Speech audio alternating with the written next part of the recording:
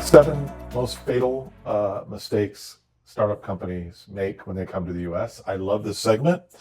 I like this saying as kind of an intro into this segment. Go to market isn't marketing, it's commercial survival. And at GIS, when we're working with founders, it's survival for them. And what we like to do is take all their pain and suffering that they've had to enter to the market, and it's like we put it on our shoulders. And we lighten the load for the founder, and they can focus on product vision and the things they're good at, and we can focus on the commercial. But there's a lot of fatal mistakes that founders make when they come to the U.S. And Sergio,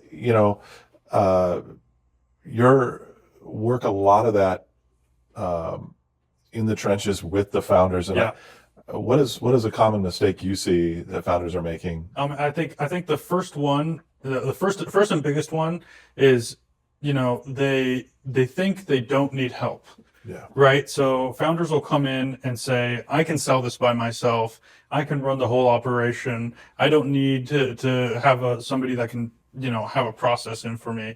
And that happens so frequently that they're just like, my product's great, it's going to sell itself. Or they're just selling the features. Yeah. And they're not talking about the value. And in the US market, for example, we're value driven, right? We want to know what is it actually going to do for our business, and how are we going to make money from it? What's the top line? Yeah, what's the Where's the revenue? Where's the revenue? Yeah, I think that's a great point. Founders will, first of all, typically what I find is 2 options. Number one, they try to go the easy route. Yeah. I say 3 things. Number one, they try to go the easy route, and that's, hey, this product's so great, I can sell it. Okay. So they skip everything we're talking about here, and they go straight to market, try to do it themselves. Well, we know that doesn't work in the US. The second error they make is they say, you know what, I'm going to go into a channel, like a partner. Yeah. Okay. And they're going to have somebody else just sell their product, sell through reseller, and just say, you know what, I don't have to sell. I'm just going to sell. They expect the marketplace to sell it by itself. The marketplace to sell it by itself. They go through channel partners, resellers, and they skip the whole direct. And they find one partner. The problem with that is that partner, if you're not lining their pockets with money, they have other partners they sell for. Yeah. And they're going to sell for the one that's making the most money. And if you're just coming out with your product and nobody knows your product, that partner's not going to focus on your product. It's just common sense. The third thing they do is like, okay, we're going to go direct, and they hire a bunch of salespeople. I was going to get to that one. Yeah, I'll let you. Yeah. Yeah. So they'll hire a team and they'll burn through money because they'll hire a whole bunch of salespeople. They don't know what they're looking for, and whenever you're scaling a team, I think it's 1 in 10 actual team members will actually stay and produce for you. And if you're maybe not strapped for cash, but if you are a lean startup, you can't afford that. Early stage, pre-seed. Yeah, you just can't afford that. That's an easy way to burn $1 million in a year. Yeah, one salesperson takes, if they don't work out, it's 3 to 6 months of wasted time, and $100,000, $200,000 worth of money, just one. Yeah. So if you go hire 3, 4, typically 1 or 2 out of 10 salespeople work out. Yeah. It's because the startup realm has so many nuances, and it's very horizontal organization. It reports to the CEO. You got to be a self-starter. You got to work hard. And so a lot of salespeople are order takers, or they've worked for big companies and their product's already known. It's easier to sell. They come in with a pedigree from working for AWS, IBM, where they get the phone call, they pick it up, and it's like, all right, what do you want? Yes, that's $1 million, great, and that's what they're used to. And of course, there's negotiation, but it's not the same as as knowing how to go out and hunt. And I think what happens a lot is there's a misalignment between marketing and sales, and then the founders. And they don't understand that you have to be rowing the same way, and this is something that you're always telling. We all want to be Rowing in the same direction. rowing in the same direction, so that we can, have a process in place, right? And I see this all the time with founders, where it's like, hey, we have a playbook of how we're going to price things out, how we're going to engage with the customer. Yep. And they get one objection and they immediately fold, and they're like, we'll just throw in double that, by the way, for free. And, Yep. And it's a problem of not knowing, because they're not salespeople, or because they're not, they haven't gone through those negotiation cycles before, Yeah. not knowing what to do now. Yeah, exactly. Another area I see, a lot of times the founders will just do their own website, do their own logo, and it's not professional grade. So branding is a huge part of go-to-market. Strategic branding, your website, your landing page, all these things are crucial, and they really fall under the marketing. But branding in and of itself is important for your identity. So you know what your identity is as a company.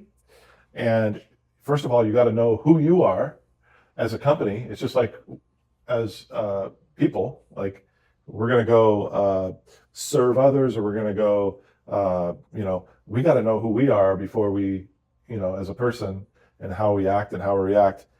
So same as companies, they got to so we got to have our own identity before we go out and fulfill our purpose, so to speak. A company needs to have its identity and branding before it can go fulfill its purpose. And so that's a key area too that they just kind of overlook, and they'll just do a quick website logo. And later on, that really comes to bite you when you have quick success because your product's good, not because of the branding. It just doesn't have long-term sustainability.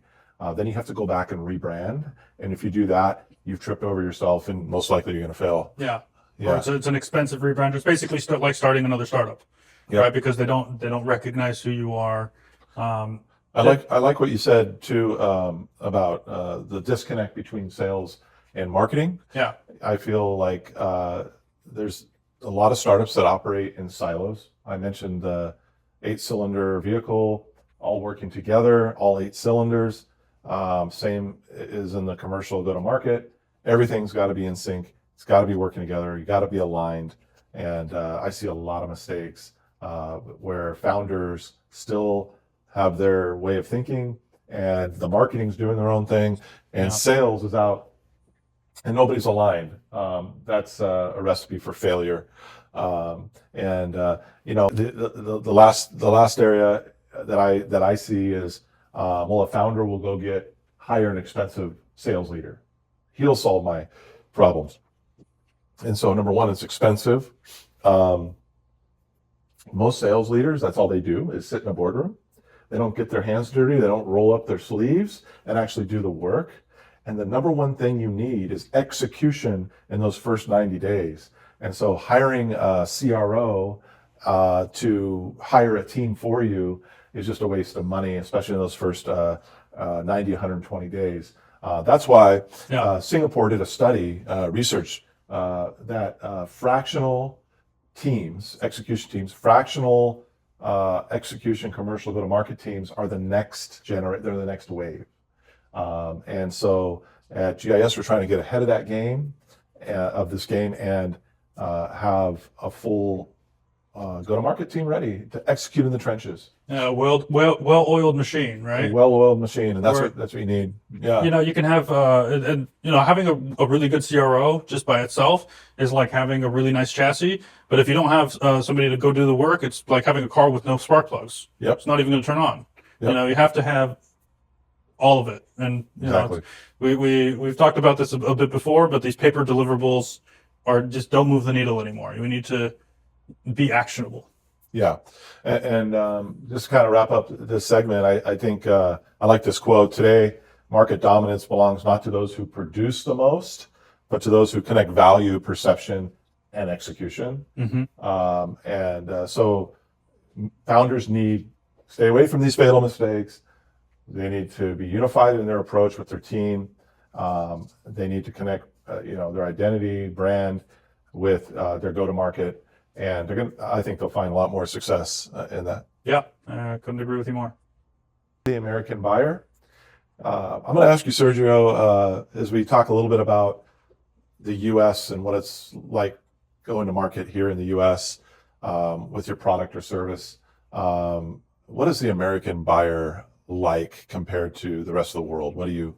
Yeah, that's actually probably one of the more crucial things when you're coming into a different market. So I'm going to start with not the American buyer and talk about, I'm from Mexico. With Mexican buyers, for example, you have to have a long conversation before you get into business. 30, 40 minutes. How's your wife? How are your kids? Yep.